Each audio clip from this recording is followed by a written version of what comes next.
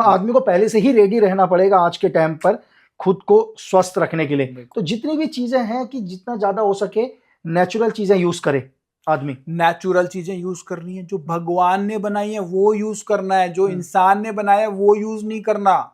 भगवान ने बनाया है वो आपके शरीर के लिए अच्छा है। भगवान शैतान नहीं होगा, इंसान शैतान हो सकता है। चीनी भगवान ने नहीं बनाई, नमक जो आप आयोडीन वाला यूज कर रहे हो वो भगवान ने नहीं बनाया। समुद्री नमक अलग बात है, रॉक सॉल्ट अलग है, उसमें सोडियम कम होता है, बाकी चीजें ज्यादा होती है, वो आप यूज करो। ये रॉक सॉल्ट को यूज करो, इसको आयोडीन वाले नमक के बजाय। अगर आयोडीन की कमी है किस क्षेत्र में वो अलग बात है, लेकिन अब पूरे भारत में ऐसा कोई क्षेत्र शायद ही हो जहां पे आयोडीन की कमी हो। इसके साथ साथ अगर आप देखोगे तो जो भी चीजें आपकी फैक्ट्री में बन के आ रही है उसमें पंच महाभूत नहीं लगे, आकाश वायु अग्नि जल पृथ्वी नहीं लगे, शरीर को नुकसान देगा ही देगा। सर लेकिन आदमी कहां से लेगा? आज के टाइम में हर आदमी को तो चीजें चाहिए। अगर आज मैं आपसे बोलूं कि मुझे प्योर 20 केजी घी चाहिए तो शायद 20 केजी घी आदमी ला नहीं पाएगा। पूरे गांव घूम लो सर, आपको 20 केजी प्योर घी नहीं मिल पाएगा। लेकिन अभी आप दुकान वाले को बोलो आपको 5000 केजी घी पहुंचा देगा सर वो।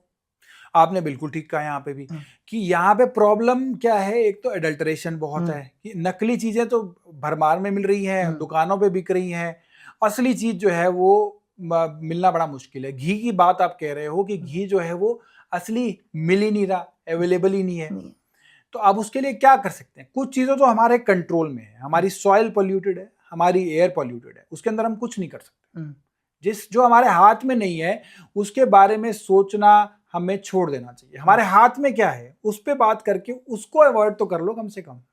फूड पॉल्यूशन, खाना पीना तो हमने मुंह में जो डाल रहे हो वो तो हम डिसाइड कर सकते हैं। नहीं बिल्कुल कि डस्टबिन बनाना है पेट को या इसको हमें मंदिर बनाना है, ये हमारे ऊपर है। खाना क्या खा रहे हो, मैं उन चीजों की बात नहीं कर रहा जो हमारे बस से बाहर हैं, जो हमारे बस में हैं, उसको ठीक कर लो, उसी से बहुत कुछ हो जाएगा। हवा में पॉल्यूशन है, सॉइल में पॉल्यूशन है, छोड़ दो, वो है सबके लिए। 5000 साल पहले तो जा नहीं सकते ना आप। आज के समय में वो चीजें भी अवेलेबल हैं जिनको एडल्टरेट नहीं हो रही और नहीं किया जा सकता। ऐसा भी बहुत चीजें हैं, आप देखने लगोगे तो ऐसे भी हैं जो साफ सुथरी चीजें हैं, वो आप खाओ। आपको वो बड़े बड़े ब्रांड्स के पिज्जा और बर्गर खा के जो नुकसान हो रहा है, उस नुकसान से इस नुकसान ये काफी कम होगा, ये नुकसान नहीं करेगा। वो तो बहुत ज्यादा नुकसान करने ही वाला है। बिल्कुल। तो एक चीज और बताइए सर, आज के टाइम में बच्चा स्टेमिना बहुत इंपॉर्टेंट है, मतलब किसी भी फील्ड में जाने के लिए। मैं तो सिक्योरिटी फोर्सेस से हूँ, चाहे हम लोग सीक्रेट एजेंसीज हो, आर्मी हो, स्पेशल फोर्स हो, हमारे स्टेमिना बहुत इंपॉर्टेंट होती है सर, बहुत ही ज्यादा। तो स्टेमिना को कैसे मजबूत करें सर? देखो, स्टेमिना को मजबूत करने के लिए दो ही तरीके हैं। आज की डेट में मैंने देखा, मैं स्टडी पढ़ रहा था कि भारत के लोगों की हाइट कम होती जा रही है, चाइना के लोगों की हाइट बढ़ती जा रही है। ऐसा क्यों हो रहा है? क्योंकि न्यूट्रिशन जो प्रॉपर ले रहे हैं वो। हम लोग न्यूट्रिशन के नाम पे, मैं देखता हूँ कहीं बाहर बैठे होते हैं तो माँ बाप बच्चों को फोन दे देते हैं और उन्हें पिज्जा बर्गर खाने के लिए दे रहे होते हैं ताकि वो फ्री रहें, बच्चों को उनको टाइम ना देना पड़े। तो स्टेमिना कहाँ से आएगा? अगर आप अच्छा खा ही नहीं रहे तो स्टेमिना कहाँ से निकलेगा?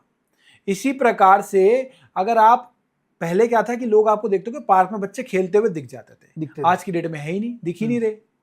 क्यों नहीं दिख रहे? क्योंकि बच्चे जो है वो खेलने आ ही नहीं रहे, वो घरों में मोबाइल पे ही लगे हुए हैं।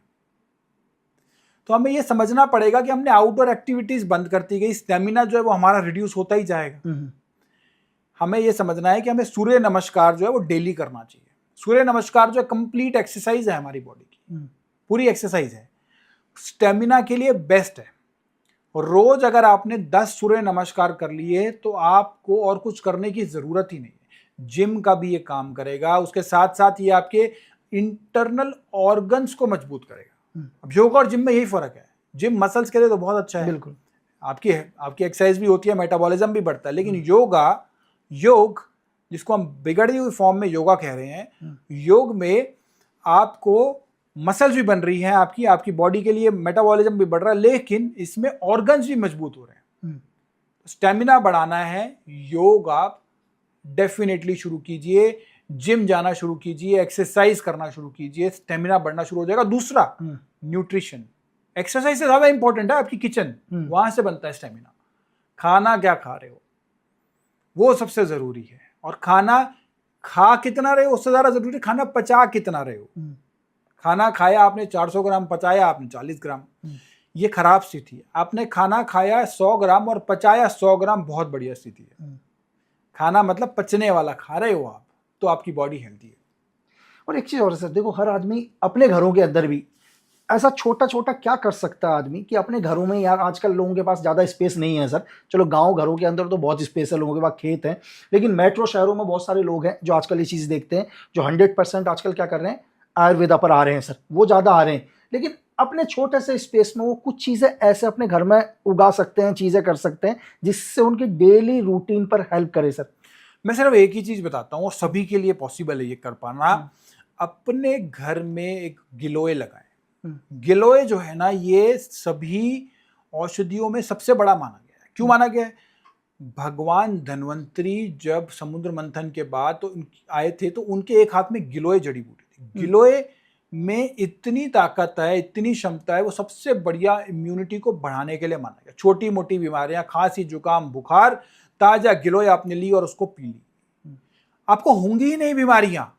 छोटी मोटी बीमारियों के लिए आपको अंग्रेजी दवाइयां ही नहीं खानी पड़ेंगी। एक गिलोय जरूर लगाएं अपने घर में, उसको लगाने से आप स्वस्थ रहेंगे, निरोगी रहेंगे, शतायु रहेंगे।